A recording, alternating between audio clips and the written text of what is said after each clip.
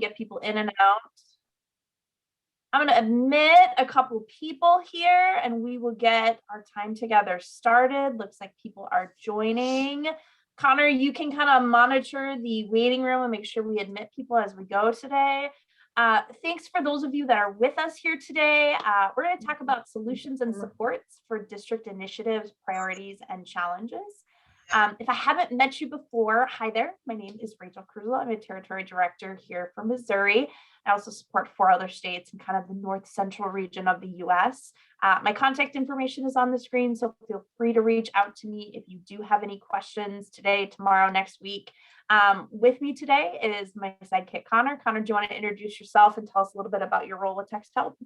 Sure. Thanks, Rachel. Yeah, just little new to TextHelp. I guess it's getting more to be a veteran day by day. I started in October, but I'm coming from the classroom for 6 years, and excited to be joining TextHelp and getting a chance to hear from Tara today. Which most importantly, we want to introduce you all to Tara, and we'll let Tara introduce herself. After that, I'll do a quick little, what are we going to talk about today? And then I'll pass it back to Tara. So Tara, do you want to introduce yourself to everybody? Sure. Thanks, Rachel. My name's Tara Weininger. I am the Assistive Technology Facilitator for the Park Hill School District, which is in Kansas City, Missouri. We're located right up north by the airport. Fantastic. So 45 minutes at this point, we're kind of down to like 43. What are we going to talk about?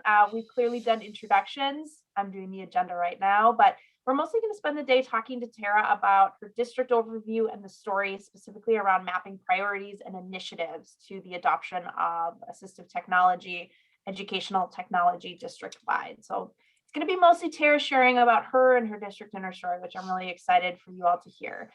From there, I'm going to pass it over to the 4th person on our call today who I haven't introduced, but I'll let her do so when she gets the time later, Jennifer from Don Johnson. She's going to give us a little bit of an introduction on UPAR. So Jennifer, hang on, we'll come to you shortly. And then to kind of round us out at the last couple minutes, talk about some questions, resources, and any next steps. So with that being said, I'm going to sit back. I'm going to hand this over to Tara so she can share her story with you all. So Tara, the floor is yours. Awesome. Thank you so much. Okay, guys, I want to tell you a little bit about my district. Rachel, let's go to the next slide. I know when I listen to districts talk, the very first thing I always do is I want to compare my district and the size and the resources that we have to this district. So I want to start with giving you some of my demographics. We do have about 12,000 students in the school district. We have 11 elementaries. We have 4 middle schools, 2 high schools, and then 2 alternative sites. And by that, I mean, one of those is being as a high school, but it is what we call an innovation studio. So it is more of a hands-on learning type of high school. The other is a school for students who have emotional disturbance. So that's what those alternative sites are. The district has 12 instructional coaches across all grade levels. We do provide reading interventionists, ELD teachers in all of our elementary buildings. There's only one of me, and then I go out and I join the teams that are on site in buildings. Our instructional coaches work together with our reading interventionists, and then we have just this year added some math specialists. Can't talk a lot about them. I'm not sure exactly what they do. It's a whole new role to me, but this is kind of the demographics that my school district works with. You want to go ahead and advance that for me? Okay, so I'm going to begin by talking about Read and Write first. So this is a literacy tool. I always say that Read and Write is a tool to start providing a universal design for learning foundation environment in the areas of reading, writing, and research. We use this tool to start to create independence, autonomy for the students to be responsible for their own learning. And I want to show you, I love this tool. I'm very passionate about Read and Write and believe that it can help everyone. I knew after I had learned this tool that we needed it for every student and every teacher in our district. So I'm going to show you some of the things that I went through to get that tool. Go ahead. Yeah. Okay. I keep having to move my little Zoom window around here. So I started, seems like forever ago, 2006. I actually had a student with a traumatic brain injury who came out of the rehab hospital, and Read and Write TextHelp. It was called Read and Write Gold or something. It came on a disc way back when.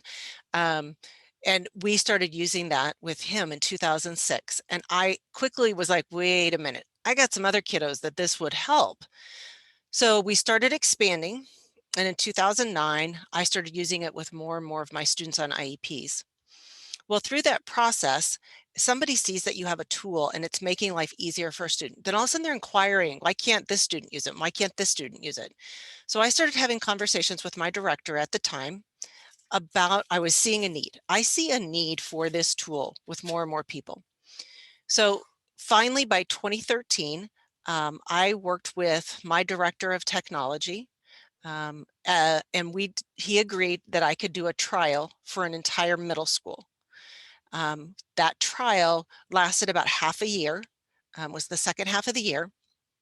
At the end of that year, I met with him and the woman who was over at the time, all of the instructional coaches. So we could get feedback. We looked at the data that TextHelp had provided through their analytics tool.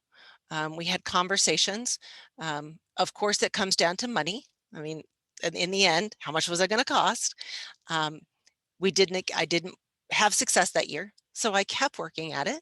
In 2014 and 2015, we did increase to whole building usages for the middle schools, and that put it in 2 middle schools. In the meantime, I started introducing to everyone that TextHelp provides the tool free to teachers. So in 2014 and 2015, I did a ton of PD about the free tools for teachers.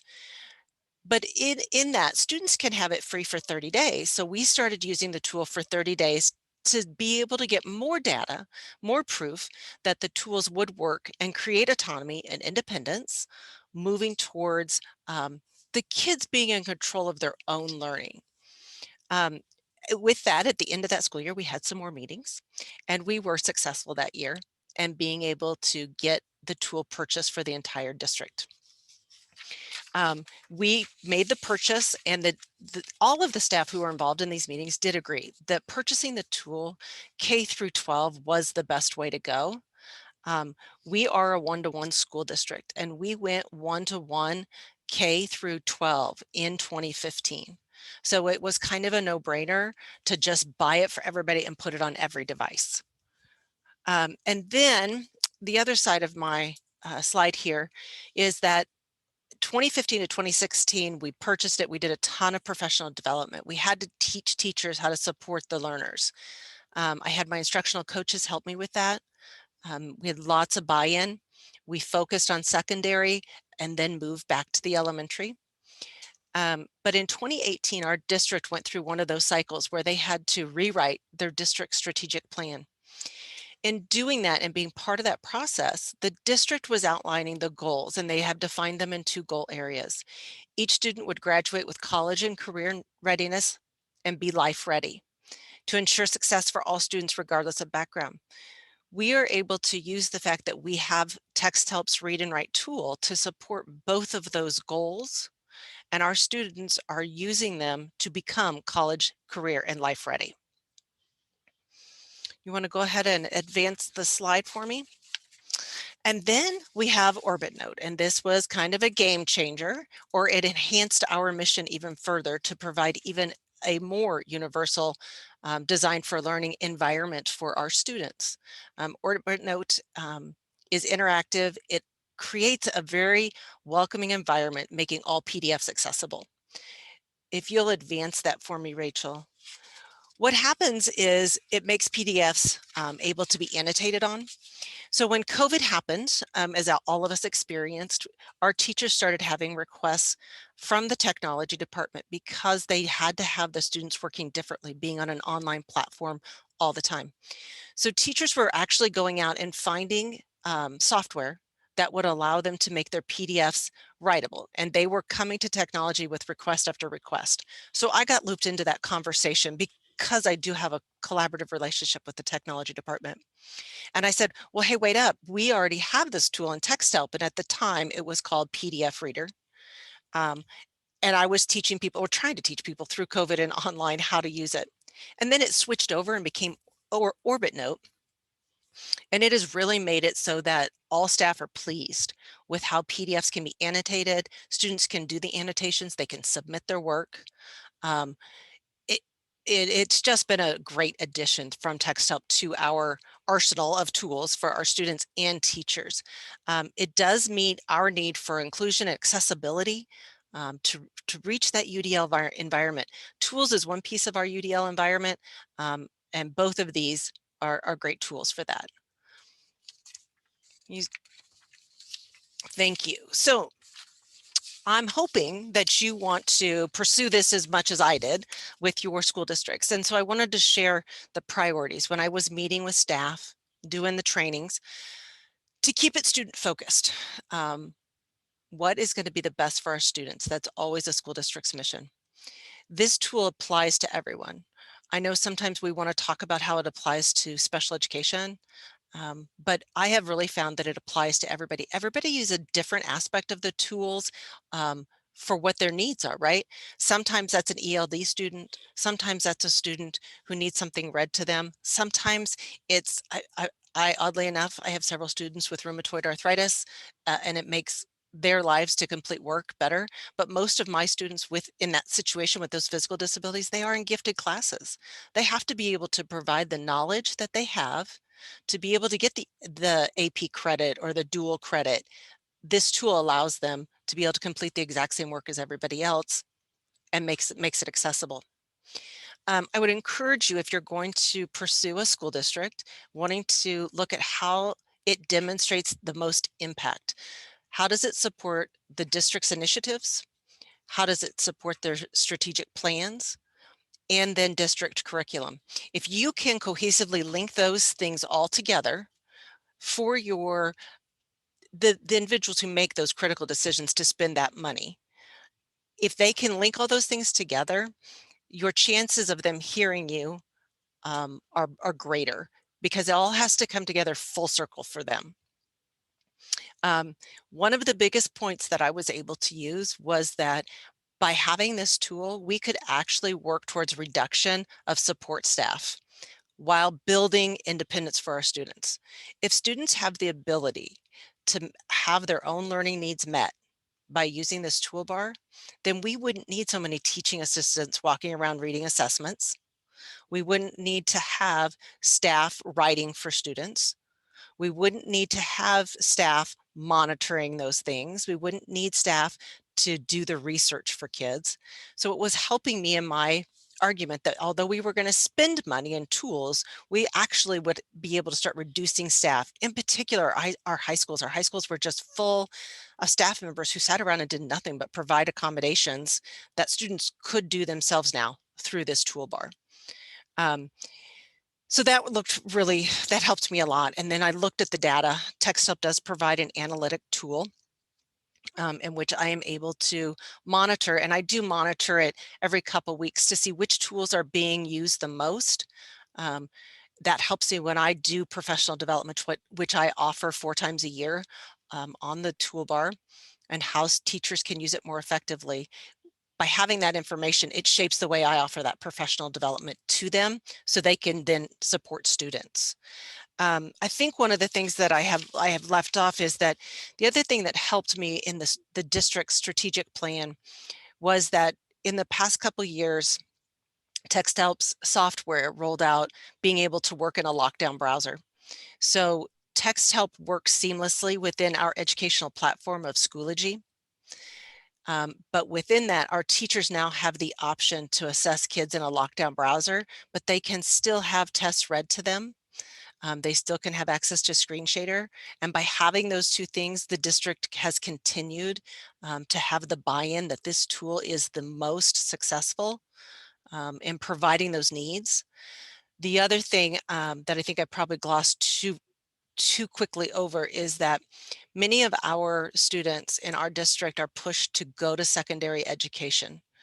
By going to secondary education, this tool is what those colleges and universities and even our local community college, this is the tool they're using. So we're sending them college ready.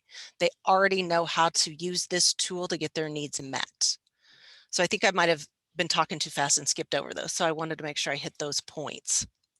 I think that's a great point. Just from coming from the higher education piece, seeing that easy transition, and this is what you and I talked about earlier this Yes. week, when we were kind of pulling all this together, is it's one less thing for students to have to worry about when they get to college. If they already know these supports are there and they're used to using them, Yeah. because again, K-12 has it or higher ed has it or both of them have it, it's huge. And I would agree. I actually just did an interview with someone. We're trying to interview a new instructional coach, and we were talking about read and write. She brought it up, and she just went from elementary to a middle school position. And she said her experience making that adjustment is that if she was to go back to elementary, she would start teaching read and write at a much younger age, because it's essential for them to be proficient at it by the time they get to be 6th, 7th, and 8th graders. So that was awesome feedback for me to hear too. Did she say what grade she thought? Because that's something we hear all the time is we can't have them use it too early. Oh, But did she yes. say what kind of sweet spot that might be, or? We really look at the end of 2nd grade, going into 3rd grade is our sweet spot. Partly because just recently our school district went to iPads K1. And then we go to PCs starting in 2nd grade. But I would say instead of looking at grade level, we look at computer skill level. How much laptop knowledge, not touchscreen, how much laptop knowledge do they have? And then, what are we trying? What tool do we need? Because if it's speech to text, that tool, the student has to have enough breath capacity and clear articulation to use the tool. So you got to weigh out what skills the student has. Awesome. Can I ask you two more questions? Absolutely. Shoot. So I was recently in a conversation with one of the school districts in Minnesota, and they actually talked about how their district-wide adoption has actually decreased the amount of assistive technology referrals in the district. Do you think that's something that you've seen as a result of this, or has your AT referrals stayed the same amount since adoption district-wide? I would absolutely agree. We don't do assistive technology referrals if we can avoid it. I stay within considerations as an assistive technology person because technology changes rapidly. If I stay within considerations, then I can change my technology as technology changes. So we kind of did away with referrals years ago, but what has happened is there's no longer permission needed. My teachers have access to the tools. They don't have to ask permission. They just get started. And it's not about the motoric ability to write. It's about written expression, and that's composing sentences and paragraphs to tell something. It doesn't matter which tool you do it. So the teachers have learned that we meet kids' needs. That's the bottom line, and they have access to do that. So I would agree wholeheartedly, teachers just get started now. That's huge. That's a huge change in how It fast is. students are getting access to the tools that they need to be successful and reach the curriculum. And I would say it's decreased behaviors because some kids cannot write, like fine motor writing ability is out. It's just not going to happen at 1st grade. It might happen at 3rd or 4th, but if I can give them a tool and we can still teach written expression without having to fight over holding a pen or a pencil while we're still learning that skill, the behaviors go away and we actually can focus on what kids know. And that was something they talked about too, was the SEL, the socio-emotional learning piece of it all, that these tools can help with those behaviors.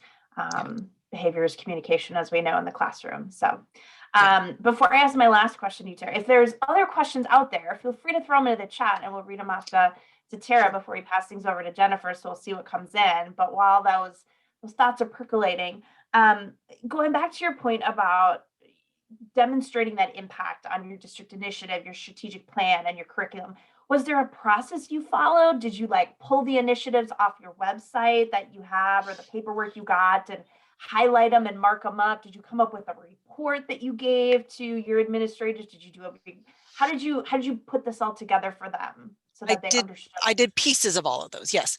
I pulled things off of the website initially, but when our district went through the rewrite of our strategic plan, I volunteered to be on the committee because then I was able to have a voice and be there. Before that rewrite happened, I built a report. I pulled stuff off the website. I made sure that I pulled stuff from all over regarding assistive technology and supporting a variety of learners to have an accessible UDL environment. With that, people helped me gain focus on it's a bigger picture. It's a bigger picture of all students and this college and career readiness piece. And then I was able to put it together. I would say there were 3 large meetings over 3 years to make the progress. And each time I got a little further. In doing that, I continued to use free versions to show impact. How did it change test scores? How did it change independence? Because just because somebody tells you no doesn't mean they're not interested. They just needed more data. They needed more information. So it's just to keep at it and get the right kind of data. I love that so much because I feel like educators are told no so much. Mm-hmm. Can you say that one more time for us? Yeah, just because they told me no wasn't that they weren't interested. It was they needed more data. They needed to see impact. How was it really going to affect a child? It's even more impactful if you can get an administrator who has a child in the age range where you're doing the trial and you can talk about how it impacted their child's academics. And I had that luxury. So that's another thing that happened. Awesome. Tara, I'm not seeing any questions. So do Okay. you have any more thoughts or things you want to share with us? Or are you kind of like, I've shared my story, I am good for the day? I've shared, but you know, if anybody has my email's up there, anybody can email me or call me. Happy to help any school district. I love that. Thank you. We'll make sure you get the slide deck as a resource after the fact, so you'll have Tara's information. So I guess if you have things that kind of percolate over the next few minutes, go ahead and throw them into the chat. We've left some time at the end for questions too. In the meantime, though, I would like to get to kind of part 2 and introduce you all to Jennifer, who's a new colleague of mine. Jennifer, I'm going to let you kind of introduce yourself and share about UPAR if that works for you. Very good. Thank you, Rachel, Connor, everybody, Tara. Wonderful information. I love that you are so dedicated to what you're doing. So successful. I work with Don Johnston, who is now part of Text Help, if you haven't heard, and we're all so excited to be this big, huge team going for all of the great students and getting the supports to them. I'm an educational specialist. I've been around for 20 years, and I do work in the state of Missouri along with some other states as well. So I'm very thankful for all that everyone does, what you do for students every single day. And with that, I will ask Rachel to just go ahead with the slide deck that I put in there. This is my contact information. Again, Jennifer at Don Johnston, and I will be happy to answer any questions through email as well. Go ahead, Rachel. So, you know, when we look at what's important for students these days, there's a lot of talk about equity and the universal design for learning. At the core, it's really understanding who your students are and how to meet their needs. If we're still focusing on outcomes, we do need to know the path to get them to success may not be the same for every student. So time often gets in the way, as depicted here, when it comes to technology and assigning different accommodations. It's difficult to reach out to each student and address their individual learning needs. Go ahead. So imagine if time for these kids is kind of like a fresh picked plum. You take this plum with you to your cooking class, but you just have to sit there because the plums aren't on the list for that day or the next 2 days. By that time, the plum's no longer ripe, it's shriveled. This might be happening with students.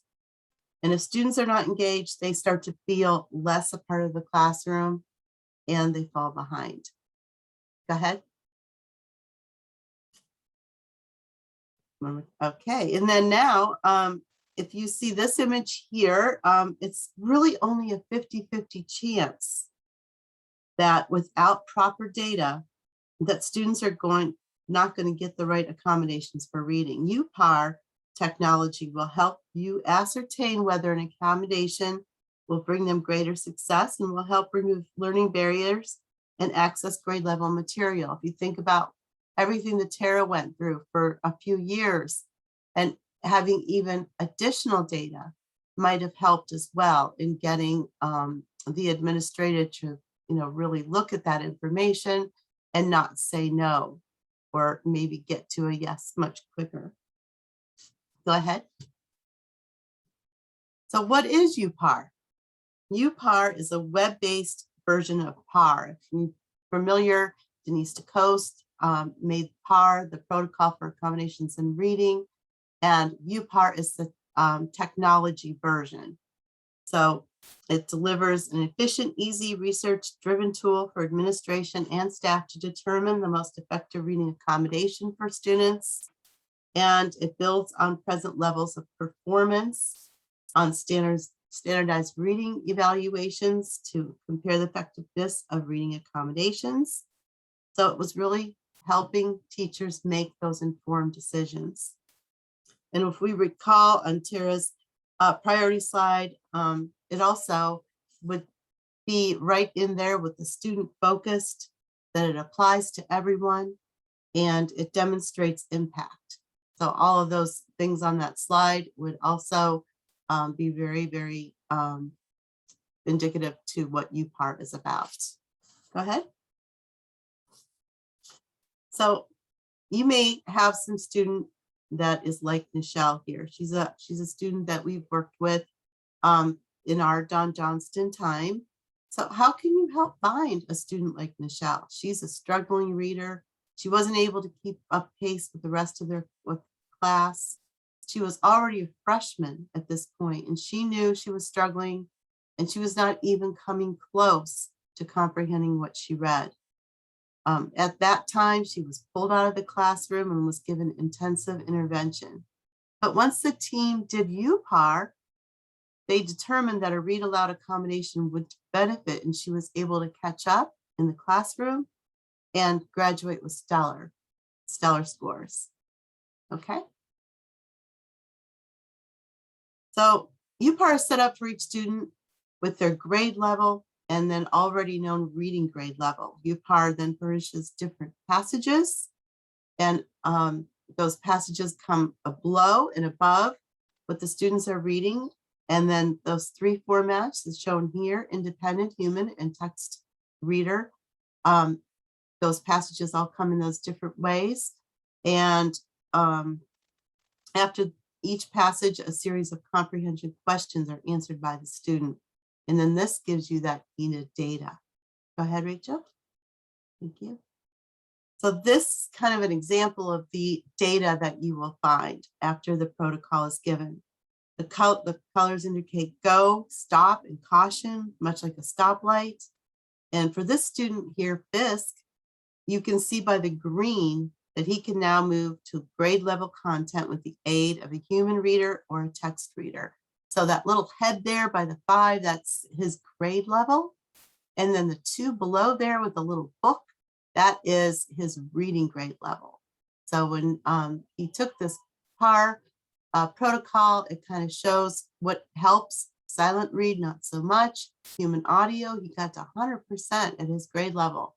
And then with the help of a text reader, he also got almost a grade level, and then a little bit above.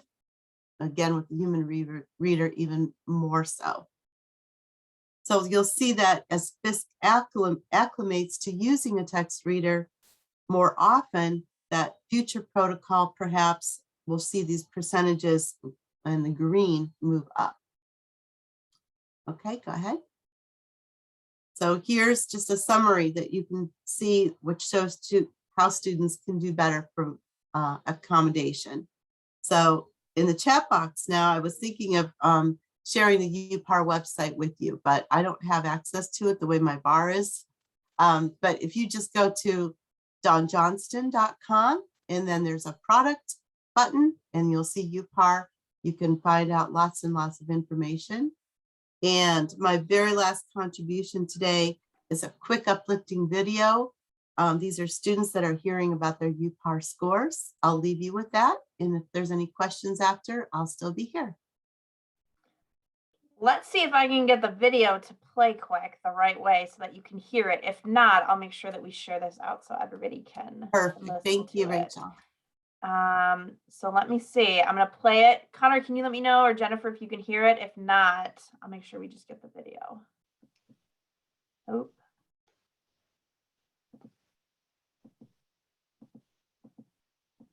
not, No, that's gonna, it no. probably just isn't the accessible one for putting it into a slide.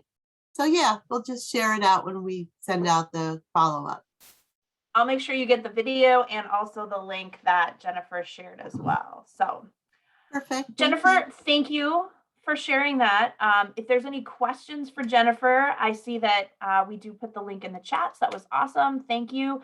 Any questions, feel free to throw them into the chat for Jennifer. I'll just kind of talk about some next steps. And as these questions come in, Connor, feel free to interrupt me and we'll get everybody out of here in a couple more minutes. So Tara did mention that Read and Write is free for teachers. If you haven't signed up for this, want to explore the tools more, feel free to head to our Free for Teacher website. It's something that we can definitely send a link for as well, or just search Text Help Free for Teacher and it'll bring you to the website. This is true for both Read and Write and Equatio, so go ahead and check that out. Likewise, some next steps, like I said, sign up for Free for Teacher. Feel free to spend some time exploring these tools that have impacted Tara's district as much as they have, and the ones that I also mentioned too just now talking with her. I encourage you to spend some time looking at your school and district's priorities. I'm sure you know them in some capacity already. It's probably something you hear about at least every couple weeks, but really dig into them and see how they would line up with adopting as educational technology tools like the ones we talked about today and what kind of an impact that could have. I know just from my experience working with strategic priorities, people are looking for, again, that data-driven decision that Tara talked about and tangible solutions that are going to impact whatever they're trying to achieve with those priorities. Feel free to share the recording that we're going to send out to you all with others in the district, this idea, this process around kind of the strategic priority mapping, specifically with your leadership. And then last up, if you're kind of interested, saying, I like what she talked about, I like the idea of these tools, being either Tara or Jennifer, we can definitely work with you to get the tools in your hands to try out. So Connor, were there any questions that came into the chat while I was kind of going through next steps at all?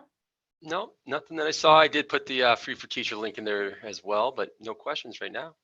Perfect. With that being said, I want to say thank you on behalf of all of us today. I threw Connor and I's contact information up here. Again, we'll get the slide deck out. We'll get these resources out. Jennifer, Tara, Connor, any other last words for the day before we let everybody go? Not for me, just thank you, Tara and Jennifer, for running through that all for us. That was great. Thank you. You are welcome anytime. Anybody has questions, just reach out. Same here. Thank you, everyone. Thank you for your valuable time. Thanks so much, everyone. Have a good rest of your week. Thank you.